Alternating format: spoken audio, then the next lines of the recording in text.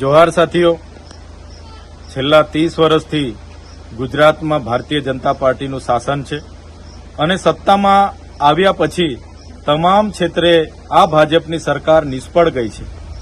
ત્યારે હાલમાં જે સ્થાનિક સ્વરાજની ચૂંટણી આવી રહી છે એમાં પોતાની સત્તા ટકાવી રાખવા માટે આ સત્તાના નશામાં ચૂર બનેલા ભાજપના મુખ્યમંત્રી અને નાયબ મુખ્યમંત્રી આજે વહીવટી તંત્ર અને એમાં ખાસ કરીને પોલીસનો જે દુરુપયોગ કરી રહ્યા છે, ત્યારે ગુજરાતની જનતાએ એ જાણવું પડશે અને જાગવું પડશે।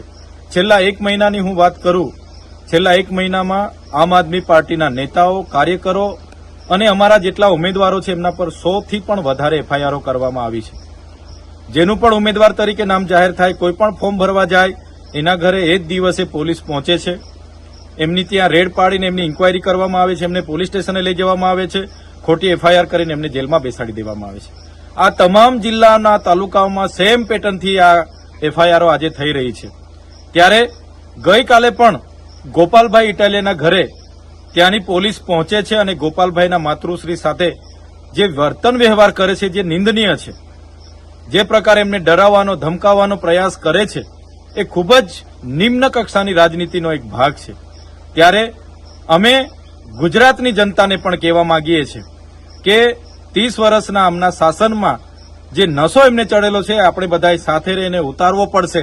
આ લડાઈ એ આમ આદમી પાર્ટીની એકલાની લડાઈ નથી। આ લડાઈ ગોપાલભાઈ ઇટાલિયા કે ચૈતરભાઈ વસાવા કે ઈસુદાનભાઈ ગઢવીની નથી। આ લડાઈ એ ગુજરાતની જનતાને ન્યાય અપાવવાની લડાઈ છે। સૌ સાથે મળીને આ લડાઈ લડવી પડશે અને જે ભાજપના નેતાઓ, જે પોલીસ અધિકારીઓ, આઈપીએસ અધિકારીઓ આ પ્રકારની વિકૃત માનસિકતાથી કામગીરી કરે છે એમને પણ અમે કહેવા માંગીએ છીએ, અમે તમારી રેડથી, તમારી ઇન્કવાયરીઓથી, તમારી ખોટી એફઆઈઆરોથી, તમારી જેલોથી ડરવાવાળા લોકો નથી। અમે ગુજરાતની જનતાનો અવાજ બનવાવાળા લોકો છે। ગુજરાતમાં લોકશાહી બચે, બંધારણ બચે એ લડત લડવાવાળા લોકો છે અને અમે લડીશું। અમે ગુજરાતની જનતાને પણ અપીલ કરીએ છીએ, આ જનતાની લડાઈ છે અને આ લડાઈમાં આપણે સૌ સાથે મળીને આ ભાજપની તાનાશાહી સરકારને આપણે જવાબ આપવો પડશે। જય હિન્દ, ઇન્કલાબ જિંદાબાદ।